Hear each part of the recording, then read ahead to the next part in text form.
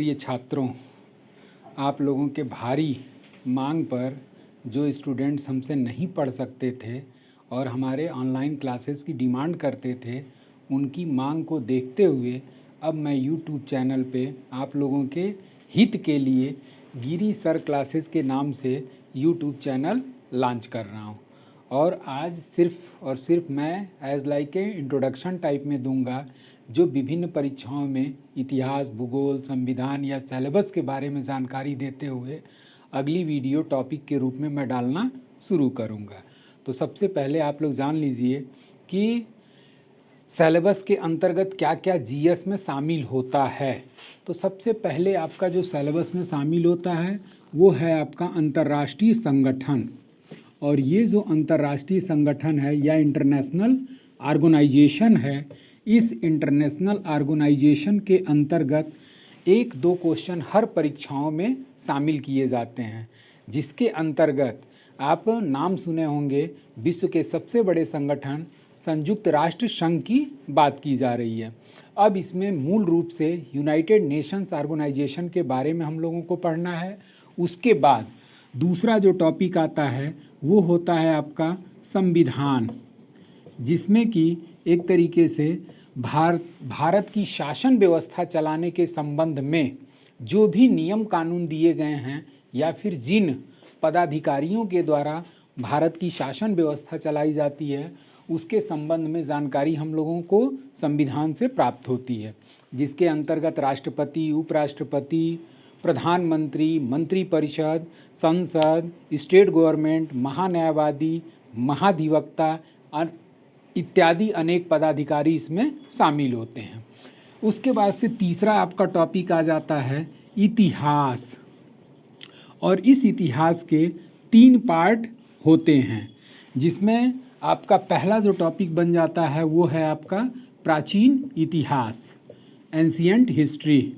और ये जो प्राचीन इतिहास के सिलेबस में मुख्य रूप से आपने नाम सुना होगा सिंधु घाटी की सभ्यता, और उसी सिंधु घाटी के सभ्यता के संबंध में जो भी सिंधु घाटी के सभ्यता की खुदाई में जो भी प्राचीन नगर प्राप्त हुए, उन नगरों के बारे में हम लोगों को पढ़ना होता है, जिसके अंतर्गत हड़प्पा, मोहनजोदड़ो, चौहंदड़ो, लोथल, कालीबंगा इत्यादि नगरों के संबंध में पढ़ेंगे। इसका जो दूसरा टॉपिक आता है या दूसरा चैप्टर के रूप में है वो वैदिक काल के रूप में जाना जाता है। और इस वैदिक काल में वेद, पुराण, रामायण, महाभारत, उपनिषद इत्यादि के बारे में पढ़ा जाता है। तीसरा जो चैप्टर के रूप में प्राचीन इतिहास के सिलेबस में शामिल किया गया है वो है आपका बौद्ध धर्म, और उस बौद्ध धर्म के संस्थापक महात्मा बुद्ध के बारे में हम लोगों को पढ़ना है। उसके बाद से जो नेक्स्ट चैप्टर आता है वो है आपका जैन धर्म, और जैन धर्म के संस्थापक के रूप में ऋषभ देव को माना जाता है, जो कि जैन धर्म के प्रथम तीर्थंकर हुए। जबकि मुख्य रूप से जैन धर्म का वास्तविक संस्थापक के रूप में महावीर स्वामी को जाना जाता है, जो जैन धर्म के 24वें तीर्थंकर हुए, और इन्हीं के बारे में विशेष तौर पे परीक्षाओं में क्वेश्चन पूछे जाते हैं। उसके बाद से प्राचीन इतिहास में वंश, जो प्राचीन भारत में भिन्न भिन्न वंशों के द्वारा भारत पर शासन किया गया, उसके संबंध में हम लोग पढ़ेंगे। और उसका एक ट्रिक है, प्राचीन इतिहास के जो प्रमुख वंश हैं उसका एक ट्रिक कह सकते हैं, हसीन मौसुक कुसात, हसीन मौसुक कुसात। और ये हसीन मौसुक कुसात से आपके कुछ एक एक अल्फ़ाबेटिकल अक्षर से अनेक वंशों का नाम क्रम से निकलता चला जाएगा। जिस प्रकार से ह से आपका निकला हर्यक वंश, सी से शिशुनाग वंश, न से नंद वंश, मौ से मौर्य वंश, सु से शुंग वंश, क से कर्ण वंश, कु से कुषाण वंश, और सात से सातवाहन वंश। तो इस तरीके से प्राचीन इतिहास के ये प्रमुख वंश हैं, जिनके बारे में हम लोग डिटेल पढ़ेंगे। इसके अलावा और भी कुछ इम्पॉर्टेंट प्राचीन इतिहास या एंशिएंट हिस्ट्री के कुछ वंश हैं, जिसके अंतर्गत गुप्त वंश को भी शामिल किया जाता है। इससे भी रिलेटेड क्वेश्चन आपके परीक्षाओं में पूछा जाता है। उसके अलावा और भी कुछ साउथ के दक्षिण भारत में कुछ वंशों का उदय हुआ, जिसे चालुक्य वंश, चोल वंश, पल्लव वंश, पाल वंश इत्यादि के बारे में हम लोग प्राचीन इतिहास के सिलेबस में पढ़ेंगे। उसके बाद से दूसरा आपका इतिहास का पार्ट आ जाता है और वो है आपका मध्यकालीन इतिहास। और इस मध्यकालीन इतिहास में या इस मध्यकालीन इतिहास को दो पार्ट में डिवाइड किया जा सकता है। पहला है आपका दिल्ली सल्तनत, पहला आपका है दिल्ली सल्तनत। और ये जो दिल्ली सल्तनत है इसकी स्टार्टिंग होती है आपका 1206 ईस्वी से लेकर के 1526 ईस्वी के मध्य। और इस दिल्ली सल्तनत पर अनेक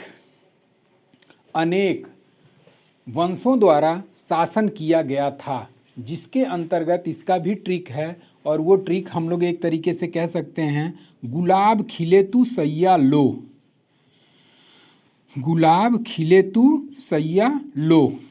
अब एक तरीके से अगर इन शब्दों पे ध्यान दें तो लगभग सभी वंशों का क्रम से नाम निकल आएगा। गुलाब से अगर बनाना चाहें तो गुलाम वंश हो सकता है, खिले से खिलजी वंश, तू से आपका तुगलक वंश, और सैया से सैयद वंश, और लो से लोदी वंश। और ये 5 वंश मिल करके 1206 ईस्वी से 1526 ईस्वी तक भारत पर अपना शासन स्थापित किए रहे। इसी लोदी वंश का अंतिम शासक हुआ इब्राहिम लोदी। और ये इब्राहिम लोदी और बाबर के मध्य पानीपत का प्रथम युद्ध 1526 ईस्वी में हुआ, जिसके अंतर्गत इब्राहिम लोदी मारा गया और भारत से दिल्ली सल्तनत का अंत हो गया और एक नए वंश की स्थापना हुई जिसे मुगल वंश के नाम से जाना जाता है। और ये मुगल वंश का काल आपका स्टार्ट होगा 1526 ईस्वी से लेकर के 1857 ईस्वी तक। और इस मुगल वंश के अनेक शासकों ने मिल करके 1526 ईस्वी से 1857 ईस्वी के मध्य शासन किया। इसका भी ट्रिक मैं दूंगा जो कि आपका क्रम से सभी शासकों का नाम निकलता चला जाएगा। अब अक्सर आप लोग देखते होंगे कि इधर बीच की परीक्षाओं में क्रम वगैरह को लेकर के क्वेश्चन उठते रहते हैं, जैसे कि राष्ट्रपति का क्रम, जिसमें कि 3-3 का पेयर दे दिया कि राष्ट्रपति का सही क्रम व्यवस्थित करें। तो इसके लिए भी हम ट्रिक के माध्यम से आप लोगों को सारी चीज़ें क्लियर कर दूंगा। अभी आज के लिए केवल थोड़ा सा इंट्रोडक्शन टाइप में दे रहा हूं। जब अगली वीडियो आना शुरू होगी तो एक एक टॉपिक लेकर के मैं आगे बढ़ता चलूँगा। अब इस मुगल वंश में 1857 ईस्वी तक हुआ और इसी मुगल वंश का अंतिम शासक, अगर इसके ट्रिक के बारे में जानना है तो थोड़ा सा आज मैं आप लोगों को हिंट दे देता हूँ। इसका ट्रिक है भज सब्ज फादर माँ सबके लिए, भज सब्ज फादर माँ सबके लिए। एक तरीके से ये तो अभी हमने हिंदी में इस ट्रिक को लिखा और ये अधूरा ट्रिक कहा जा सकता है, क्योंकि जब तक इसके इंग्लिश वर्जन को नहीं लिखेंगे तब तक मुगल शासकों के नाम का क्लेरिफिकेशन नहीं हो पाएगा। जैसे भज की स्पेलिंग अगर आप लिखना चाहें तो BHAJ के रूप में हम लिख सकते हैं। उसके बाद से सब्ज के बारे में स्पेलिंग लिखना चाहें तो SABJ लिखा जा सकता है। फादर के लिए हम F शब्द का यूज कर सकते हैं। माँ की स्पेलिंग MAA माँ होगा और सब की स्पेलिंग SAB होगा। अब इस तरीके से 15 अल्फ़ाबेटिकल आपके सामने दिखाई दे रहे हैं और इस 15 अल्फ़ाबेटिकल अक्षर से 15 मुगल शासकों का नाम निकलेगा। As example B for Babur, H for Humayun, A for Akbar, J for Jahangir, S for Shahjahan, A for Aurangzeb, B for Bahadur Shah प्रथम, J for Jahandar Shah, F for Farrukh Siyar, M for Mohammad Shah, A for Ahmad Shah, M for Mohammad Shah, A for Ahmad Shah, A for Alamgir, Shah Alam, Akbar द्वितीय and Bahadur Shah Zafar. और इसी बहादुर शाह जफ़र को बहादुर शाह द्वितीय भी कहा जाता है। और यही बहादुर शाह द्वितीय या जफ़र के शासनकाल में आपका 1857 की क्रांति हुई और इसी क्रांति के पश्चात ब्रिटिश गवर्नमेंट ने 1 नवंबर 1858 को एक अधिनियम जारी किया और उस अधिनियम के तहत मुगल वंश के समाप्ति की घोषणा कर दी गई और एक नए इतिहास की शुरुआत हुई जिसे हम आधुनिक इतिहास के नाम से जाना जा सकता है।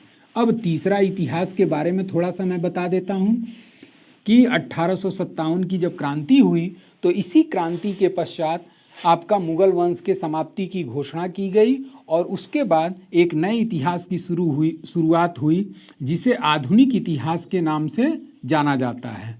और ये आधुनिक इतिहास में हम उन चीज़ों को पढ़ेंगे जो कि भारत को आज़ाद कराने के संबंध में जितने भी आंदोलन हुए, उन आंदोलनों को लेते हुए इस आधुनिक इतिहास में 1857 की क्रांति के पहले अनेक यूरोपीय जातियों का भी भारत में आगमन हो चुका था, जिसके संबंध में थोड़ा बहुत पढ़ते चलेंगे। इसका भी एक ट्रिक है PDADF। अब जैसे कि पी से हिंदी का अल्फ़ाबेटिकल अक्षर कौन सा निकलता है? प से हमने क्या पकड़ लिया? पुर्तगाली। डी से ड यानी कि डच। ए से अ यानी कि अंग्रेज। डी से ड यानी कि डेनिस। और एफ से फ यानी कि फ्रांसीसी। तो इस तरीके से ये 5 यूरोपीय जातियों का भारत में आगमन हुआ और इस पांचों यूरोपीय जातियों में सबसे ज़्यादा प्रभावशाली कौन था? अंग्रेज़। और इसी अंग्रेज़ों को भगाने के लिए या भारत को स्वतंत्र कराने के लिए भारतीयों द्वारा अनेक आंदोलन किया गया, जिसमें हम लोग चंपारण सत्याग्रह, अहमदाबाद का मिल मजदूर आंदोलन, सविनय अवज्ञा आंदोलन, असहयोग आंदोलन, भारत छोड़ो आंदोलन, गोलमेज सम्मेलन, पूना पैक्ट इत्यादि जितने भी आंदोलन हुए वो सभी हम लोग किस में पढ़ेंगे? आधुनिक इतिहास में। और इसी आधुनिक इतिहास में अंग्रेज़ों को भगा करके भारत अपना 15 अगस्त 1947 को पूर्ण रूप से स्वतंत्र हो गया। तो इस तरीके से ये इतिहास के 3 part, ancient history, medieval history and modern history के रूप में पढ़ा जाएगा। उसके बाद से जो बाकी परीक्षाओं का अगला जो टॉपिक आ जाता है वो है आपका ज्योग्राफी, भूगोल। और इस भूगोल के कितने पार्ट होते हैं? तो इस भूगोल के 2 पार्ट हैं। एक आपका भारत का भूगोल और दूसरा है आपका विश्व का भूगोल। और इस भारत के भूगोल और विश्व के भूगोल में सबसे पहले भारत की स्थिति के बारे में, भारत की भौगोलिक स्थिति के बारे में, भारत के पड़ोसी देश वगैरह के बारे में, उसके बाद से भारत की नदियों के बारे में, भारत के वन के बारे में। तो इस तरीके से जो भारत का पूरा पर्यावरण टाइप में है वो सब हम लोग किस में पढ़ेंगे? भारत के भूगोल में। जबकि विश्व के भूगोल में सौरमंडल, वायुमंडल, जलमंडल, ये सारी चीज़ें किस में आ जाएंगी? विश्व के भूगोल के अंतर्गत शामिल हो जाएंगे। उसके बाद जो 5वां टॉपिक आता है वो है आपका विविध। और इस विविध को आप लोग किस रूप में जानते हैं? स्टैटिक जीके के रूप में जाना जाता है, स्टैटिक जीके। और इस विविध या स्टैटिक जीके के अंतर्गत हर वनडे की परीक्षाओं में आपका स्टैटिक जीके से रिलेटेड क्वेश्चन शामिल किए जाते हैं। जैसे आपका फोक डांस, लोक नृत्य, अक्सर देखते होंगे कि आपका वनडे के एग्ज़ाम में एक क्वेश्चन फोक डांस या लोक नृत्य से होता है, तो वो होगा। उसके बाद से आपका शोध संस्थान से रिलेटेड क्वेश्चन होते हैं, उसके बाद से राष्ट्रीय प्रतीक से, उसके बाद से आपका खेलों से संबंधित कप एवं ट्रॉफियों से एक क्वेश्चन आपका देश राजधानी मुद्रा से इंक्लूड कर दिया जाता है। तो ये जो छोटी छोटी चीज़ें होती हैं इसको स्टैटिक जीके या विविध के नाम से जाना जाता है। और उसके संबंध में भी आपको नोट्स वगैरह या बाकी चीज़ें जिस तरीके से आप लोग डिमांड करेंगे उस तरीके से मैं प्रोवाइड कराने की कोशिश करूँगा। उसके बाद से आपका 6ठा टॉपिक आ जाता है करंट अफेयर्स। करंट अफेयर्स, और ये करंट अफेयर्स जो है आपका हाल फिलहाल की जो भी घटनाएं होती हैं उसको लेते हुए करंट अफेयर्स के नाम से जाना जाता है। आज के समय में जो बच्चे हैं या स्टूडेंट्स हैं वो लोग करते क्या हैं कि करंट अफेयर्स में वही चीज़ें शामिल कर देते हैं कि जो हाल फिलहाल, जैसे 2020 का हमने रट लिया, 2021 का रट लिया, तो वो सोचते हैं कि ये हमारा करंट अफेयर्स क्या हो गया? पूर्ण हो गया। जबकि उसके संबंध में जब तक आप जनरल नॉलेज के बारे में नहीं जानते रहेंगे, उसके हिस्ट्री के बारे में नहीं जानते रहेंगे, तब तक वो मेरे हिसाब से वो करंट अफेयर्स पूर्ण नहीं माना जाता। और उसको भी एक तरीके से हम चाहें तो करंट अफेयर्स को स्टैटिक जीके के रूप में शामिल कर सकते हैं। जैसे मान लीजिए कि अभी 10 दिसंबर को नोबेल पुरस्कार का वितरण किया गया। अब सभी लड़के नोबेल पुरस्कार 2021 को रट करके ये श्योर हो गए कि एक तरीके से हमारा करंट अफेयर्स नोबेल पुरस्कार कंप्लीट हो गया।